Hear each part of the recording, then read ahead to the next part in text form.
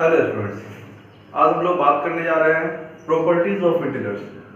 बच्चों ने इससे पहले जो वीडियो बनाया था उसमें आपको बताया था कि इंटीजर्स क्या होते हैं, किस नंबर्स को इंटीजर्स कहते हैं, इंटीजर्स को किस तरह से रिप्रेजेंट करते हैं नंबर लाइन में। आज हम लोग जानेंगे प्रॉपर्टीज ऑफ इंटीजर्स। देखो बच्चों, इन प्रॉपर्टीज के नाम आपने पहले भी सुन रखा होगा, जैसे कि क्लोजर प्रॉपर्टी आपने पहले सुना होगा। फिर आपका आएगा इसमें commutative property, associative property, distributive property, multiplicative inverse property, zero property, one property. इन सभी के बारे में आपने थोड़ा बहुत देख रखा है पहले से। अब हम लोग इस वीडियो में उसी को आगे कंटिन्यू करेंगे और जानेंगे कि प्रॉपर्टीज ऑफ इंटीजर्स क्या है और कौन कौन से प्रॉपर्टीज जो है इस पे फिट बैठ पाता है, मतलब कौन कौन से जो क्लोजर प्रॉपर्टी हुआ, कौन कौन क्लोजर प्रॉपर्टी में कौन कौन से केस जो है इसमें फिट बैठ पाता है। बच्चों, जो आपका चैप्टर 1 का ही पेज नंबर 9 है, इस पे आपको दिया हुआ है प्रॉपर्टीज ऑफ इंटीजर्स। क्या क्या इंटीजर्स की प्रॉपर्टी है बच्चों। तो इस वीडियो में हम लोग बात करेंगे सबसे पहले क्लोजर प्रॉपर्टी की। देखो, सबसे पहला प्रॉपर्टी क्लोजर प्रॉपर्टी। जो क्लोजर प्रॉपर्टी क्या कहता है कि कोई भी इंटीजर्स को, किसी भी दो इंटीजर्स को ऐड किया जाए तो जो भी उसका रिजल्ट आएगा वो इंटीजर्स आएगा।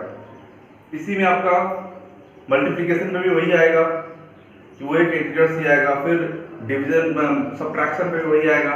ठीक है, तो चलो हम लोग देखते हैं कि क्या सही में वो आता है या फिर नहीं आता है। देखो, क्लोजर प्रॉपर्टी में सबसे पहला हमारा क्या, एडिशन। ठीक, अब हम लोग दो इंटीजर्स लेते हैं और फिर उसको डिफरेंट डिफरेंट कंडीशन में ऐड करके चेक करते हैं कि क्या ये इस पे फिट बैठता है या नहीं बैठता, मतलब कि ये उसको ऐड करने पे इंटीजर्स आता है नहीं आता। ठीक, चलो पहला लेते हैं हम लोग इसका 4 + 3। देखो दोनों इंटीजर्स है, दोनों पॉजिटिव है और हमने साइन दे दिया वैल्यू 7। दूसरा एग्जांपल लेते हैं इसी पे 4 + -3। देखो ये भी इंटीजर से ये भी इंटीजर से हमने क्या किया, प्लस किया, वैल्यू 4 - 3 1। देखो ये भी इंटीजर से है, ये भी इंटीजर से है। अभी एक और एग्जांपल ले लेते हैं जो थोड़ा डिफरेंट हो, -4 +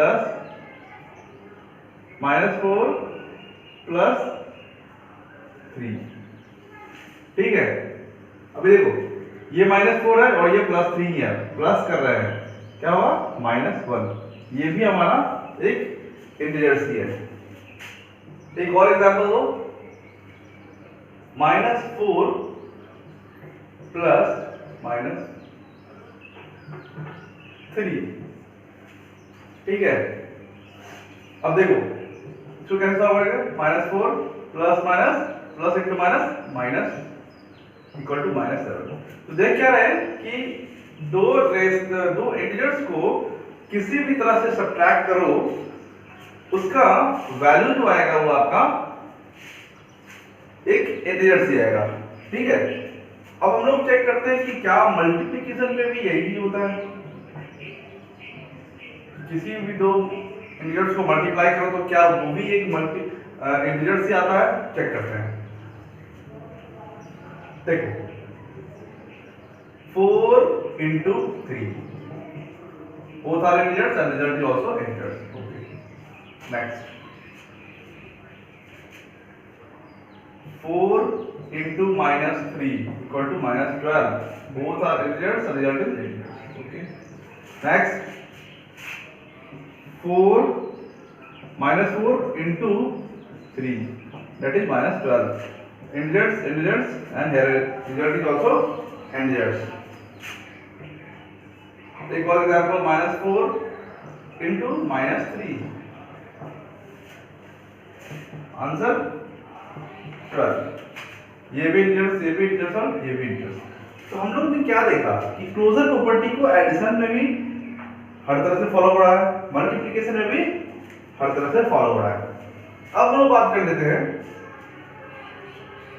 सब्ट्रैक्शन के, क्या सब्ट्रैक्शन के हर एक कंडीशन पे ये फुलफिल होता है? चलो देख करते हैं। 4 + 4 - 3 1। दूसरा कंडीशन लो, 4 - 3। देखो ये भी एक इंटीजर्स है, ये भी एक इंटीजर्स है, हमने क्या करा? माइनस करा, मतलब 4 + 3 -5 + 4 + 3 7। तीसरा कंडीशन लो, -4 - +3। ठीक है, देखो इसमें भी हमने माइनस ही किया था, इसमें भी हमने माइनस ही किया है। आंसर क्या हो जाएगा इसका? -4 + -3 = -7। देख रहे हो? अब देखो एक और कंडीशन ले लो जिसमें -4 - -3। देखो ये भी इंटीजर्स, ये भी इंटीजर्स, और इसका आंसर -4 + 3 = -1। अब देखो चारों कंडीशन में आप चेक करो, इंटीजर्स को, दो इंटीजर्स को सब्ट्रैक्ट करने पे एक इंटीजर्स ही आता है। किसी भी पोजीशन में देख लो, किसी भी सिचुएशन कंडीशन में देख लो, किसी भी दो इंटीजर्स को सब्ट्रैक्ट करो तो वो एक आपका जो रिजल्ट आ रहा है इंटीजर्स ही आ रहा है।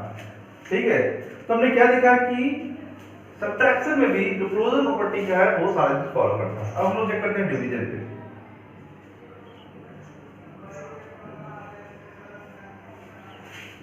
देखो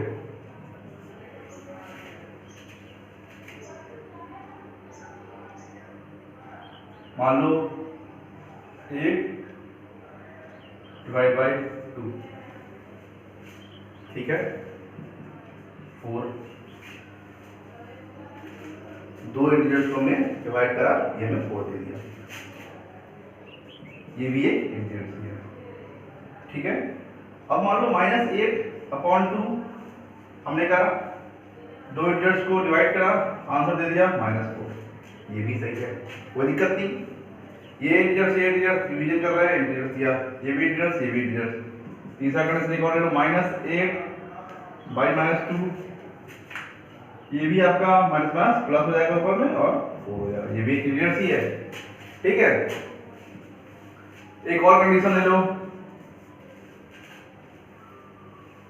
1/4 में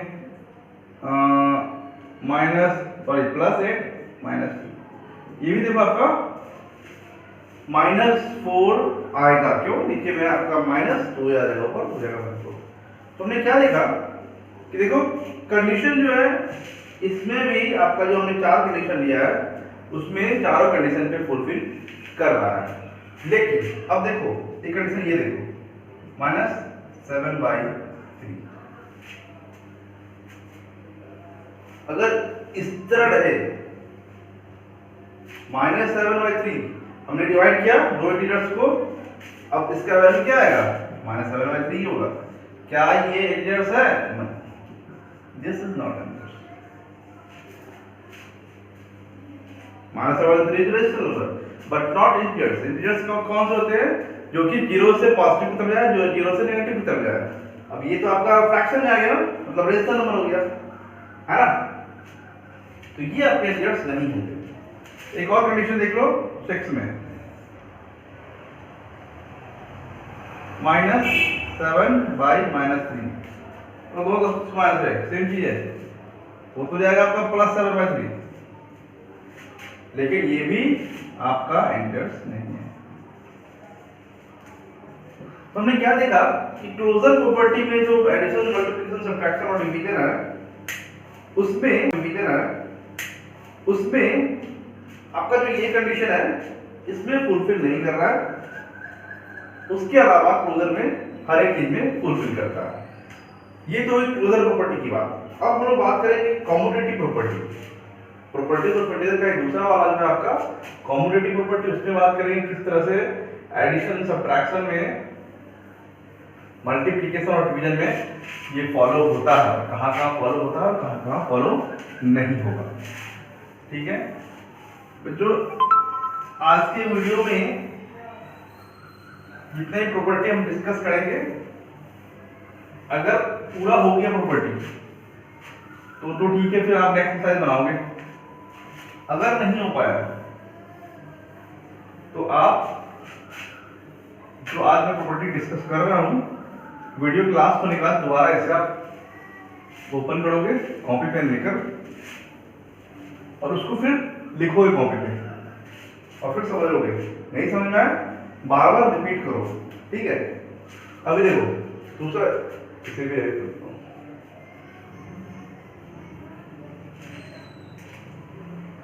कॉम्यूटेटिव प्रॉपर्टी।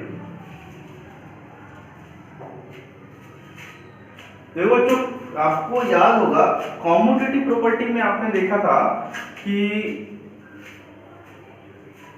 दो इंटीजर्स को या दो नंबर को अगर ऐड करना हो, ठीक है, और उसको प्लेसेस चेंज कर दिया जाए तो उससे कुछ फर्क नहीं पड़ेगा। मल्टीप्लिकेशन में भी अगर उसे मल्टीप्लाई करना हो दो नंबर को तो उसका फर्क नहीं पड़ेगा। उसी तरह सब्ट्रैक्शन में देखेंगे हम लोग और डिवीजन में भी देखेंगे कि क्या फर्क पड़ता है या नहीं पड़ता है। मतलब कम्यूटेटिव प्रॉपर्टी बेसिकली आपको कहता है कि अगर प्लेसेस चेंज कर दिया जाए तो उसे फर्क नहीं पड़ना चाहिए। अब इस कम्यूटेटिव प्रॉपर्टी को कहां तक फॉलो करता है इंटीजर, उस पर हम लोग कॉन्सेंट्रेट करते हैं। चलो देखो, अब इसका भी आपको एडिशन सब्ट्रैक्शन सभी पे चेक करना होगा कि कहां ये फॉलो करता है। देखो एडिशन, मान लो 4 + 3 = 7, ठीक है। क्या हम इसे 3 + 4 भी लिख सकते हैं ना? क्या किया हमने, बस प्लेस को चेंज कर दिया जाता है, ऐसा लिख सकते हैं, कोई दिक्कत नहीं, ठीक है। एक और कंडीशन ले लो, -4 + -3 = -3 + -4 होगा। -4 + -3 ये आपका 7 होगा, ये भी आपका 7 हो जाएगा। कोई फर्क नहीं पड़ा प्लेस चेंज करने से। एक और एग्जांपल ले लेते हैं, -4 + 3, देखो हम सब पे प्लस ही कर रहे हैं, ये क्या हो जाएगा -1 हो जाएगा। अभी देखो प्लेस चेंज करते हैं, +3 + -4, ये भी आपका 1 ही होगा। तो हमने क्या देखा कि एडिशन जो है कॉम्यूटेटिव प्रॉपर्टी जो है एडिशन पे फिट बैठ रहा है, सभी कंडीशंस को देख लिया हमने, ठीक है। एडिशन के बाद चलो बात करते हैं मल्टीप्लिकेशन की। मल्टीप्लिकेशन में कहां ये फिट बैठ रहा है, ठीक है। तो चलो पहले हम लेते हैं 4 × 3 = 12 = 3 × 4। क्या ऐसे कर सकते हैं, 4 × 3 = 12 होगा ना, और 3 × 4 भी करें तो भी 12 भी होगा। मतलब ये मल्टीप्लिकेशन पे भी ये फिट बैठ रहा है। और कंडीशन देख लो इधर उधर करके, क्या किसी पे कुछ ऐसा हो रहा है जो फिट ना बैठ रहा हो, 4 × 12 -12 हो जाएगा। अब क्या ऐसे हम इस तरह लिख सकते 3 × -4, ये भी आपका -12 भी होगा, है ना। तो हमने क्या देखा कि इस पे भी आपका कोई चीज नहीं आ जा रहा, यहाँ अगर -4 दो, यहाँ -3 दो, तो आपको +12 हो जाएगा। तो मल्टीप्लिकेशन पे भी आराम से फिट बैठ रहा है। अभी बात करते हैं हम लोग सब्ट्रैक्शन की। अब चेक करते हैं कि सब्ट्रैक्शन पे क्या ये फिट बैठता है या नहीं बैठता है, ठीक है। चलो 4 - 3, ठीक है, इक्वल टू 4 - 3 इक्वल टू क्या हो जाएगा 1, ठीक है। अब ये क्या इक्वल टू 3 - 4, ये इक्वल टू होगा। हमने क्या किया 4 - 3 1 कर दिया, माइनस के साथ आइडेंटिटी लगा दिया और प्लेसेस को चेंज कर दिया। अब देखो ये क्या +3 -4, ये तो आपका इसके इक्वल टू नहीं होगा, ये इक्वल टू होगा लेकिन ये इक्वल टू नहीं होगा, ये क्या हो जाएगा -1 हो जाएगा। तो हमने क्या देखा कि सब्ट्रैक्शन पे ये इंटीजर्स नहीं होगा, ये नहीं होगा इस कंडीशन में। दूसरा कंडीशन एक और ले लो, -4 - 3, ये क्या होगा -4 - 3 = -7। अब ये कंडीशन चेक करो, इसको प्लेसेस को चेंज करके देखो 3 - -4। अब देखो ये क्या हो जाएगा, केवल इधर वाले पार्ट को सोचो, 3 -4, क्या इसको इस तरह लिख सकते हैं 3 + 4। अब देखो 3 + 4 तो 7 होता है ना, तो यहाँ -7 आ रहा है, यहाँ +7 आ रहा है, तो ये इसके इक्वल टू नहीं होगा। ठीक है, तो हमने क्या देखा कि सब्ट्रैक्शन पे ये रूल फॉलो नहीं होता है। अभी चेक करते हैं, डिवीजन में चेक करते हैं।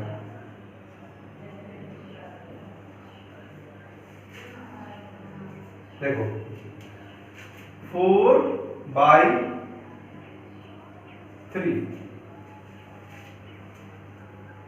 देख रहे हो, 4/3 पहले कंडीशन को फॉलो करवाते हैं। 6/2 ठीक है। अब देखो 6/2 हमने लिखा, ये हो गया आंसर 3। क्या इसके प्लेसेस चेंज करने पे 3 आ रहा है? 2/6 नहीं आ रहा, ये क्या हो जाएगा? 1/3 हो जाएगा। तो ये डिवीजन कम्युनिटी में फॉलो नहीं कर रहा है, ये भी आपको नॉट इंडियर्स हो जाएगा और ये भी आपका नॉट इंडियर्स।